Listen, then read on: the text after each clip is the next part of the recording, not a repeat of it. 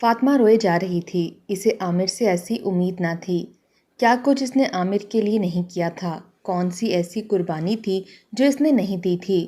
وہ سوچ بھی نہیں سکتی تھی کہ اس کا دل عزیز اس پر کبھی اتنا بڑا الزام بھی لگا سکتا ہے، جھوٹی باتوں اور جھوٹی تصویر کو لے کر اسے میکے کی دہلیز پر چھوڑ سکتا ہے۔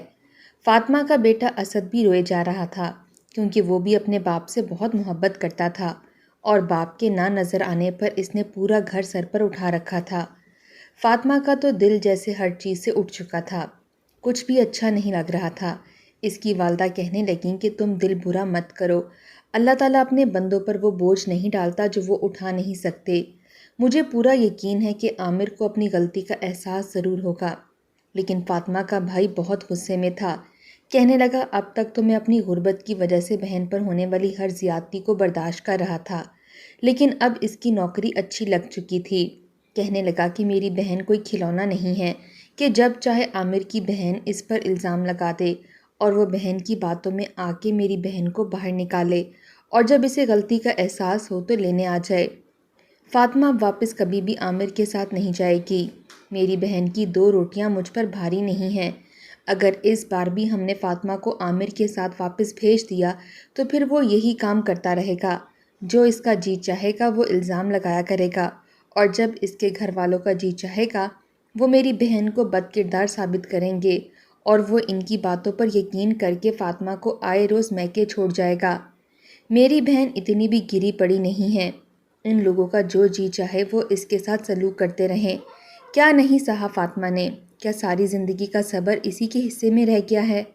پہلے میں چھوٹا تھا، تعلیم حاصل کر رہا تھا، لیکن اب میری نوکری بہت اچھی کمپنی میں لگ چکی ہے۔ میں اپنی بہن اور بھانجے دونوں کا خرچہ اٹھا سکتا ہوں۔ فاطمہ روئے جا رہی تھی۔ اب تک سارے الزام صرف اس لیے سہ رہی تھی کیونکہ عامر اس کے ساتھ تھا، لیکن جو گھٹیا الزام عامر نے اپنی بہن کی باتوں میں آ کر اس پر لگایا تھا وہ اس سے برداشت نہیں ہو رہا تھا۔ یا یوں کہیں کہ عورت سب کچھ سہ جاتی ہے، بس اگر شوہر کردار پر انگلی اٹھائے تو وہ برداشت نہیں ہوتی۔ 2 دن بعد گھر کے دروازے پر دستک ہوئی تھی۔ فاطمہ کی والدہ نے دروازہ کھولا تو سامنے عامر تھا۔ شرمندگی سے اپنی آنکھیں نہیں اٹھا پا رہا تھا۔ کہنے لگا خالہ جی، میں فاطمہ کو لینے آیا ہوں۔ یہ سنتے ہی فاطمہ کی والدہ بھڑک اٹھی۔ کہنے لگی کیوں؟ کیا کوئی اور نیا الزام رہ گیا ہے جو تم میری بچی پر لگانا چاہتے ہو؟ میں کافی شرمندہ تھا۔ کہنے لگا مجھے غلط فہمی ہو گئی تھی۔ شور کی آواز سن کر فاطمہ کا بھائی بھی باہر آ گیا اور فاطمہ بھی سامنے آئی۔ عامر کو دیکھ کر فاطمہ نے اپنا رخ بدل لیا تھا۔ اس کا بھائی عامر کے سامنے جا کر کھڑا ہو گیا۔ کہنے لگا کیا کرنے آئے ہو اب یہاں پر؟ عامر کہنے لگا مجھے اپنی غلطی کا احساس ہو گیا ہے، فاطمہ کو میرے ساتھ بھیج دیں۔ فاطمہ کا بھائی کہنے لگا کہ میری بہن اب تمہارے ساتھ نہیں جائے گی، وہ کوئی کھلونا نہیں ہے۔ تمہارا جب جی چاہے اس سے دل بہلاؤ، اور جب جی چاہے اس پر الزام لگا کر اسے باہر پھینک دو۔ آئندہ میرے گھر کے دروازے پر مت آنا، نکلو یہاں سے۔ فاطمہ کے بھائی جعفر کا سخت رویہ دیکھ کر عامر کہنے لگا دیکھو میری بات سمجھنے کی کوشش کرو، میں واقعی غلط فہمی کا شکار ہو گیا تھا اور میں فاطمہ سے معافی مانگنے ہی آیا ہوں، تو پلیز مجھے فاطمہ سے بات کرنے دو۔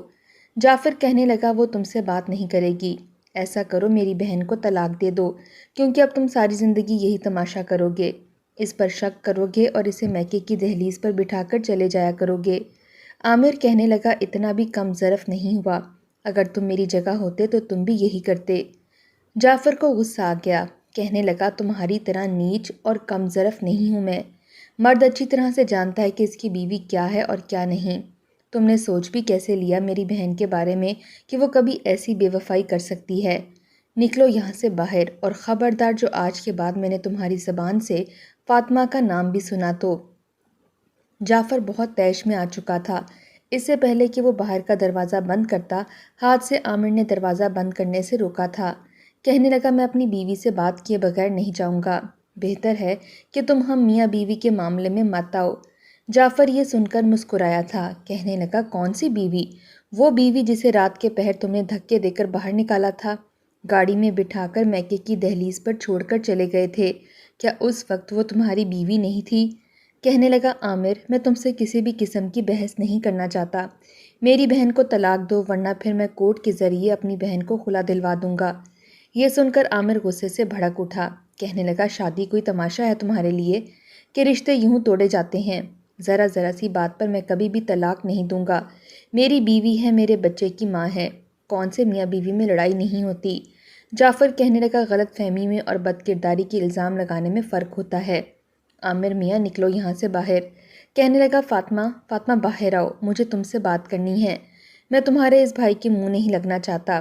جعفر کو نظر انداز کر کے اندر کی جانب فاطمہ کو دیکھ کر پکارنا شروع کر دیا۔ فاطمہ کی آنکھوں سے آنسو جاری تھے۔ جعفر کہنے لگا وہ تم سے کوئی بات نہیں کرے گی، جو بات ہوگی عدالت میں ہوگی۔ عامر کہنے لگا دیکھو بات کو بڑھانے کی کوشش مت کرو، اپنے طریقے سے بھی معاملات کو حل کیا جا سکتا ہے، عدالت تک مت لے کر جاؤ ورنہ تم بھی بہت پچھتاؤ گے۔ تو جعفر کہنے لگا جو ہوگا دیکھا جائے گا، باہر نکلو یہاں سے اور آئندہ میرے گھر کی دہلیز پر قدم مت رکھنا، کیونکہ میں تمہیں دھکے دے کر یہاں سے نکالوں گا۔ عامر بار بار فاطمہ کو پکار رہا تھا کہ میری ایک بار بات سن لو، لیکن جعفر نے دروازہ بند کر دیا۔ فاطمہ کو کہنے لگا اپنے کمرے میں جا کر آرام کرو، میں دیکھ لوں گا اس کو۔ یہ امیر لوگ خود کو پتہ نہیں سمجھتے کیا ہیں، غریبوں کی کوئی عزت نہیں ہوتی، جب جی چاہے الزام لگا دیا، جب غلطی کا احساس ہوا تو واپس آ گئے۔ کل کو پھر اس کی کوئی بہن اگر منہ اٹھا کر الزام لگائے گی تو یہ پھر تمہارے ساتھ یہی سب کچھ کرے گا۔ اندر ہی اندر فاطمہ بے چین تھی۔ فاطمہ کشمکش میں مبتلا تھی کہ کیا عامر کی بات کا بھروسہ کرے یا ایسے رشتے کو ختم کر دے جہاں بار بار اپنے کردار کی صفائی دینی پڑے۔ اپنے کمرے میں گئی تو اس کے موبائل پر عامر کی کال آنے لگی، لیکن اس نے فون نہیں اٹھایا تھا۔ پھر میسیجز آنے لگے، واٹس ایپ میسیجز اس کے سامنے شو ہو رہے تھے۔ اس پر لکھا تھا فاطمہ پلیز میری کال اٹھاؤ، مجھے تم سے بات کرنی ہے، فاطمہ پلیز میری کال اٹھاؤ۔ فاطمہ نے فون بند کر دیا اور اسد کو بلانے لگی، جو باپ کی آواز کی طرف لپکنے کی کوشش کر رہا تھا۔ اس کی آنکھوں سے آنسو بہہ رہے تھے۔ اپنے بچے کو سینے سے لگائے وہ بہلانے لگی اور پھر اسے سلا کر خود بھی سو چکی تھی۔ اپنے آپ کو قسمت کے حوالے کر دیا تھا کہ جو ہوگا دیکھا جائے گا۔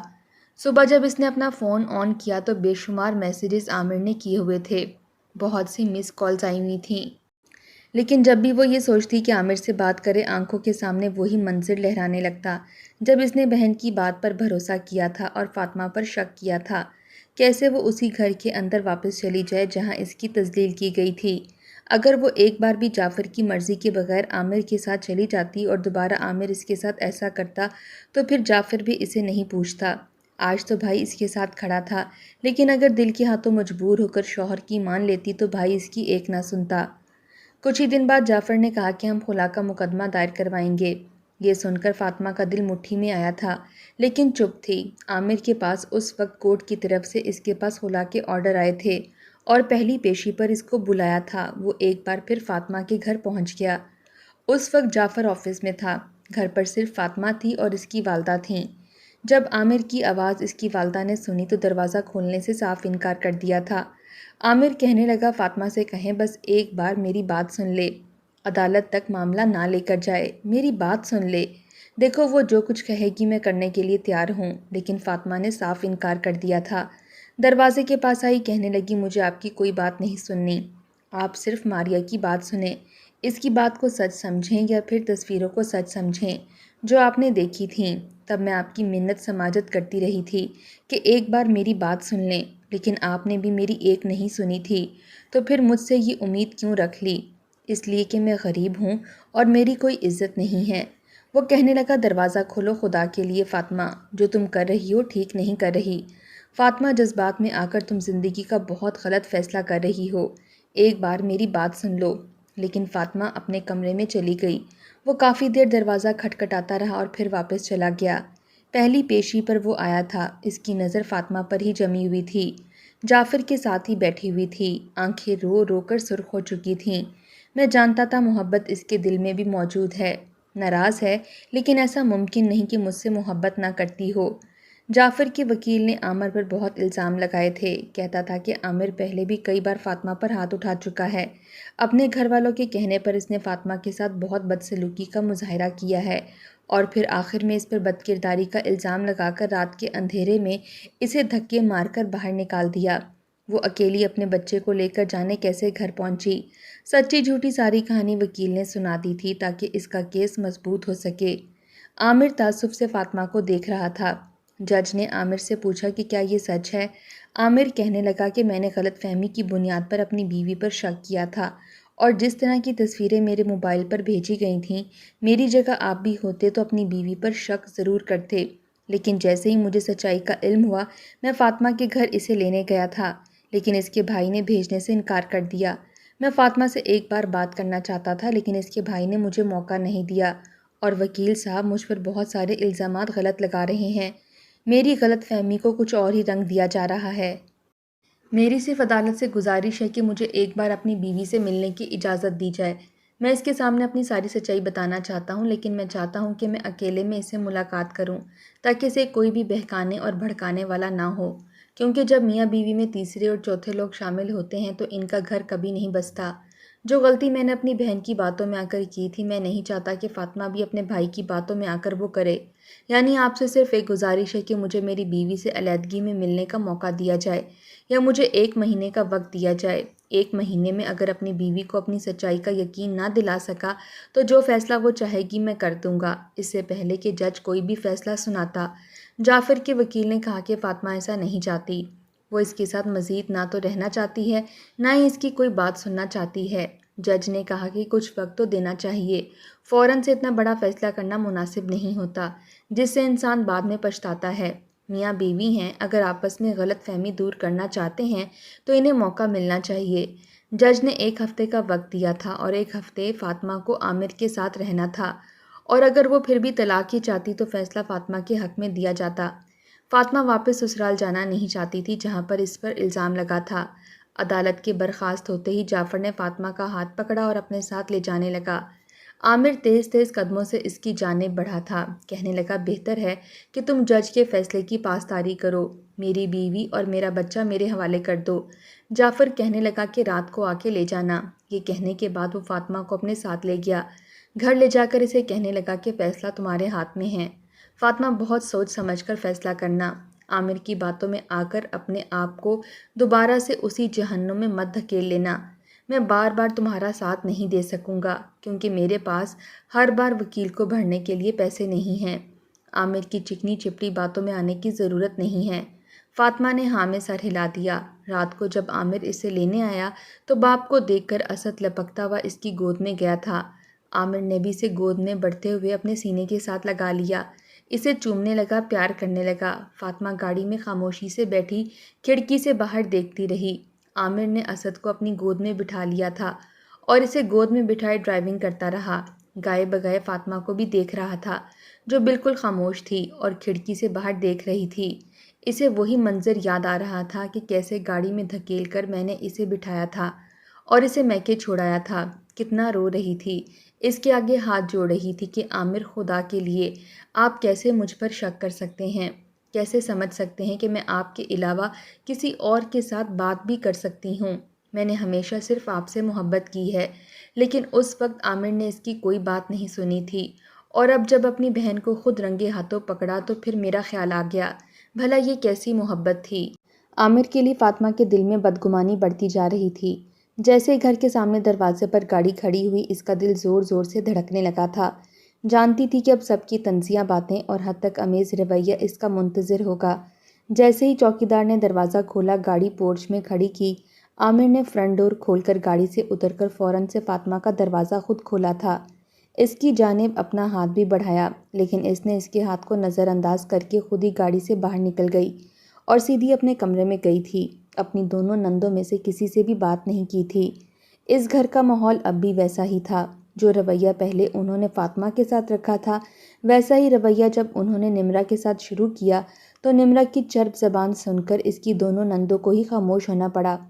فاطمہ کو دیکھ کر تو جیسے دونوں نندیں خوش ہو گئی تھیں کہ چلو اچھا ہے، گھر کا کام اب انہیں نہیں کرنا پڑے گا، فاطمہ آ گئی ہے اور اب عامر اس سے سارے گھر کے کام کروائے گا۔ البتہ ماریہ چپ چپ سی تھی۔ اسد عامر کی گود میں سو چکا تھا۔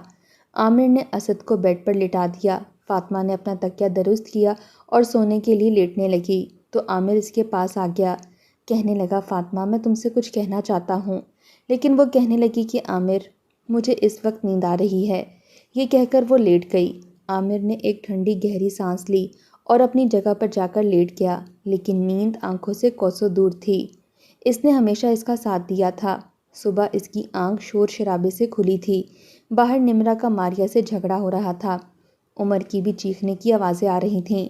عامر کی بھی آنکھ کھل گئی۔ دونوں میاں بیوی کمرے سے باہر گئے تو نمرا کا ہاتھ جلا ہوا تھا اور وہ رو رہی تھی۔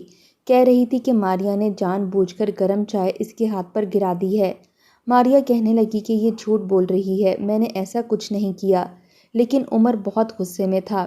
کہنے لگا تم ویسے بھی کسی کو جینے نہیں دیتی، تمہیں عادت ہے ہر ایک پر الزام تراشی کرنے کی، اس لیے میں تمہاری بات پر بالکل بھروسہ نہیں کروں گا۔ پھر عامر سے کہنے لگا کہ اس کی جیسے تیسے کہیں بھی شادی کر کے اس کو دفع کریں۔ جب تک یہ اس گھر میں ہے یہ ہماری بیویوں کو خوش نہیں رہنے دے گی۔ اگر دوبارہ ماریا نے آپ کے ساتھ ایسا کوئی بھی رویہ کیا تو میں اس پر ہاتھ اٹھانے سے بھی گریز نہیں کروں گا۔ اس سے پہلے کہ ماریا آگے بڑھ کر کچھ کہتی، عمر نے اسے غصے سے ڈانٹنا شروع کر دیا اور نمرا کو لے کر اپنے کمرے میں چلا گیا۔ ماریا کہنے لگی بھائی میں سچ کہہ رہی ہوں، میں نے نمرا کے ہاتھ پر چائے نہیں گرائی، وہ جھوٹ بول رہی ہے۔ عامر کہنے لگا تمہارا سچ اور جھوٹ میں دیکھ چکا ہوں، مجھے بنانے کی کوشش مت کرو۔ جلد از جلد تمہارا نکاح کسی سے کر دوں گا، یا پھر اپنے اسی آوارہ عاشق سے کہو کہ اپنا رشتہ بھیج دے، میں تمہیں اسی کے ساتھ چلتا کر دوں گا۔ یہ کہنا تھا کہ سعدیہ بھی وہاں پر آ گئی۔ کہنے لگی تمہیں شرم نہیں آتی بہن کے لیے ایسے الفاظ استعمال کرتے ہوئے؟ عامر کہنے لگا بہن کو شرم نہیں آئی تھی ایسے کام کرتے ہوئے اور الزام میری بیوی پر لگاتی ہے؟ آپ دونوں بہنوں نے شاید سوچ رکھا ہے کہ اپنا گھر تو بسائیں گی نہیں اور ہمارے گھر بھی برباد کر دیں گی۔ پھر عامر نے سعدیہ کے سامنے ہاتھ جوڑ دیے۔ کہنے لگا آپا آپ کے شوہر نے تو دوسری شادی کر لی ہے، آپ کو طلاق دے دی، اب آپ کیا چاہتی ہیں؟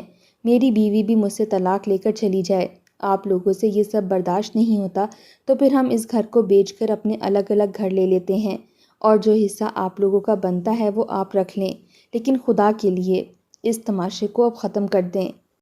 یہ کہہ کر عامر کمرے کے اندر چلا گیا۔ ماریا وہیں کھڑی فاطمہ کو دیکھ رہی تھی، اندر ہی اندر اپنے کیے پر شرمندہ بھی تھی، کیونکہ اس نے واقعی نمرا کا ہاتھ نہیں جلایا تھا۔ نمرا نے جان بوجھ کر یہ ڈرامہ رچایا تھا۔ اسے سمجھ آ گئی تھی کہ نمرا وہی کھیل ان کے ساتھ کھیل رہی ہے جو کبھی میں فاطمہ کے ساتھ کھیلا کرتی تھی، اس لیے فاطمہ کے سامنے آ کر اس کے سامنے ہاتھ جوڑنے لگی۔ کہنے لگی مجھے معاف کر دو فاطمہ۔ فاطمہ کہنے لگی کہ تمہاری معافی میرے دل میں آئے ہوئے میل کو ختم نہیں کر سکتی۔ میں نے تم لوگوں کا کبھی کچھ نہیں بگاڑا، ہمیشہ تم لوگوں کو اپنی چھوٹی بہنوں کی طرح سمجھ کر خدمت کی، لیکن تمہاری وجہ سے جو روپ میں نے اپنے شوہر کا دیکھا ہے، میرا جی نہیں چاہتا کہ میں اس کے ساتھ زندگی گزاروں۔ میں تم لوگوں کی شکلیں بھی دوبارہ نہیں دیکھنا چاہتی۔ اللہ تعالیٰ تم لوگوں کو تم لوگوں کے کیے کی سزا بھی دے رہا ہے، لیکن تم لوگوں نے چشم پوشی اختیار کر رکھی ہے، ورنہ سعدیہ آج اپنے گھر میں آباد ہوتی، اس کا شوہر اسے یوں چھوڑ کر چلا نہ جاتا، لیکن سعدیہ کی توجہ اپنے گھر کی بجائے اپنے میکے پر تھی۔ اس کے نزدیک یہ زیادہ ضروری تھا کہ اس کے بھائی بھابھی آپس میں کیسی زندگی گزار رہے ہیں، کہیں بھائی اپنی بیوی کو خوش تو نہیں رکھ رہا، اور اگر رکھ رہا ہے تو کیوں رکھ رہا ہے؟ تم لوگ بھابیاں صرف اس لیے لاتی ہو تاکہ وہ تمہاری زرخرید غلام بن سکیں۔ مجھے ویسے بھی یہاں نہیں رہنا، میرا یہاں دم گھٹتا ہے، جہاں ہر وقت صرف سازشیں ہوتی رہتی ہیں، کبھی بھی کسی کے خلوص کو یا پھر اس کی خدمت کو نہیں دیکھا جاتا، صرف اس کے خلاف منصوبہ بندی کی جاتی ہے، اسے بد کردار ثابت کیا جاتا ہے۔ ماریا کا رشتہ ٹوٹ چکا تھا، سعدیہ کو طلاق ہو چکی تھی، دونوں ہی اپنی زندگی برباد کر چکی تھیں، کیونکہ ان کی نظر ہمیشہ اپنے بھائیوں پر رہتی ہے کہ کہیں وہ خوش نہ رہ سکیں، وہ ہمیشہ اپنی بہنوں اور ماں کے غلام بنے رہیں اور بیویوں کو ماں بہنوں کی خدمت گزاری کے لیے رکھ سکیں، ہمیشہ بھائیوں پر حکومت کرتی رہیں، اور اس چکر میں دونوں ہی اپنے اپنے گھر برباد کر چکی تھیں۔ فاطمہ واپس کمرے میں آ گئی۔ عامر اپنے آفس کے لیے تیار ہو رہا تھا، نہ تو آج فاطمہ نے اس کے آفس کے کپڑے نکالے تھے اور نہ ہی اس کی ٹائی باندھنے کے لیے آگے بڑھی تھی، بلکہ سوئے ہوئے اسد کے پاس جا کر بیٹھ گئی۔ عامر ڈریسنگ ٹیبل کے شیشے سے ہی دیکھ رہا تھا، پھر خود سے ہی فاطمہ سے کہنے لگا کہ پلیز میری ٹائی باندھ دو۔ جیسے فاطمہ اس کے پاس آئی اس کی ٹائی باندھنے لگی تو اس نے دونوں ہاتھ اس کے کندھوں پر رکھے تھے۔ اسے کہنے لگا سچ سچ بتانا کہ ہمارے بیچ صرف لڑائی تھی، کبھی محبت نہیں تھی، کہ میں نے کبھی تمہیں محبت نہیں دی، کبھی تمہیں چاہا نہیں ہے۔ فاطمہ پلیز صرف ایک واقعے کو اپنی زندگی سے نکال دو تو ہم نے باقی کی زندگی بہت اچھی بھی گزاری ہے، ان لمحوں کو بھی یاد رکھو جو ہم نے بہت اچھے گزارے ہیں، پھر اپنے بیٹے کے بارے میں سوچو، اسے ماں باپ دونوں کی ضرورت ہے، فیصلہ کرنے سے پہلے اسد کے بارے میں ضرور سوچ لینا۔ فاطمہ نے کوئی جواب نہیں دیا۔ اس کی ٹائی باندھ کر اس کے ہاتھ اپنے کندھے سے پیچھے کر دیے۔ کچھ دیر بعد عامر اسے دیکھتا رہا، پھر ایک ٹھنڈی سانس خارج کر کے باہر چلا گیا۔ شام کو جب وہ آیا تو اس کے لیے پھولوں کے گجرے لے کر آیا تھا۔ سالن فاطمہ نے نہیں بنایا تھا، لیکن نہ تو سعدیہ کمرے سے باہر آئی تھی اور نہ ہی ماریہ ڈائننگ ٹیبل پر۔ صرف نمرہ اور عمر تھے، یا پھر فاطمہ، اور کسی نے بھی دونوں بہنوں کو آواز دے کر کھانے کے لیے نہیں بلایا تھا۔ کھانے کے بعد عامر اپنے کمرے میں چلا گیا۔ فاطمہ کچن کا کام کر کے جب اپنے کمرے میں آئی تو عامر جاگ رہا تھا، اسد کے ساتھ کھیل رہا تھا، اور وہ بھی باپ کے ساتھ کلکاریاں مار مار کر ہنس رہا تھا۔ اس پر فاطمہ کو ایسا لگا کہ شاید عامر کی بات ٹھیک ہے، اسد کو ماں کے ساتھ ساتھ باپ کی بھی محبت کی ضرورت ہے۔ اس کے ایک غلط فیصلے پر اس کا بیٹا باپ کی محبت سے محروم نہ ہو جائے۔ لیکن ابھی بھی وہ شش و پنج میں مبتلا تھی کہ کیا کرے اور کیا نہ کرے۔ جیسے ہی کمرے میں آئی تھی، عامر اسے دیکھ کر مسکرانے لگا۔ اسد کو بیڈ پر بٹھایا اور سائڈ ٹیبل کی دراز سے گجرے نکال کر اس کے پاس لے آیا۔ اس کے ہاتھوں کو اپنے ہاتھوں میں لیا۔ فاطمہ ہاتھ کھینچنے کی کوشش کر رہی تھی۔ کہنے لگا، میں نے اپنے ایک دوست سے بات کر لی ہے، میں جلد از جلد ماریہ کی شادی کروا دوں گا، بس ایک بار اعتبار کرو، مجھے ایک موقع تو دے سکتی ہو۔ فاطمہ نے کوئی بھی جواب نہیں دیا تھا، بس آنکھوں میں آنسو جھلملا رہے تھے۔ اسی وقت اسد رونے لگا۔ فاطمہ نے اسے فیڈر پلایا اور سلانے لگی، لیکن عامر ابھی بھی جاگ رہا تھا اور فاطمہ کو ہی محبت پاش نظروں سے دیکھ رہا تھا۔ اسد تھوڑی دیر میں سو چکا تھا۔ فاطمہ اس کے برابر میں لیٹ گئی، آنکھیں بند کر لی تھیں، ابھی بھی پھولوں کے گجرے اس کے ہاتھوں میں ہی تھے۔ جب اسے یہ محسوس ہوا اس کے ہاتھ عامر کی مضبوط گرفت میں ہیں، اس نے آنکھیں کھولیں تو عامر اس کا ہاتھ پکڑ کر اپنے ہونٹوں کے قریب لے جا رہا تھا۔ فاطمہ نے فوراً سے اپنا ہاتھ کھینچا، کہنے لگی، میں صرف اسد کے لیے واپس آئی ہوں۔ اس کے دل میں ابھی بھی ناراضگی باقی تھی۔ اس نے اسد کو گود میں لیا اور بیڈ کی دوسری جانب لٹا دیا اور خود فاطمہ کے قریب ہو گیا۔ کہنے لگا، معاف نہیں کر سکتی مجھے، میری غلطی کو معاف کر دو، پلیز مجھے اتنی بڑی سزا مت دو۔ فاطمہ کہنے لگی، عامر، جب بات کردار پر آ جائے تو پھر بات ختم ہو جاتی ہے، پھر اس میں کوئی گنجائش نہیں رہتی۔ عورت سب کچھ سہ جاتی ہے، اپنے کردار پر اس طرح کا گھٹیا الزام برداشت نہیں کر سکتی۔ اگر میں آپ کو معاف کر بھی دوں، لیکن اگر دوبارہ آپ نے ایسا کوئی الزام مجھ پر لگایا تو خدا کی قسم میں اپنی جان لے لوں گی۔ عامر جلدی سے فاطمہ کا ہاتھ پکڑ کر کہنے لگا، ایسا موقع دوبارہ کبھی نہیں آئے گا۔ زندگی کی خوشیاں فاطمہ پر پھر سے مہربان ہو گئی تھیں۔ بہت جلد عامر نے ماریہ کی بھی شادی کروا دی تھی۔ ماریہ کو بھی سمجھ آ چکا تھا کہ گھر بسانے کے لیے اپنے گھر میں رہنا بہت ضروری ہوتا ہے۔ میکے اور بھائی بھابھیوں کی زندگی میں دخل اندازی دینے سے نہ تو اپنا گھر بستا ہے اور نہ ہی ان کا۔ سعدیہ کا انجام اس کے سامنے تھا، جو کہ بھائیوں کے رحم و کرم پر بڑی مشکل سے زندگی جی رہی تھی۔ جو دوسروں کے گھروں میں آگ لگانا چاہتے ہیں وہ شاید یہ بھول جاتے ہیں کہ وہ آگ ان کے گھر میں بھی لگ سکتی ہے، لہٰذا خود بھی خوش رہیں اور دوسروں کو بھی خوش رہنے دیں۔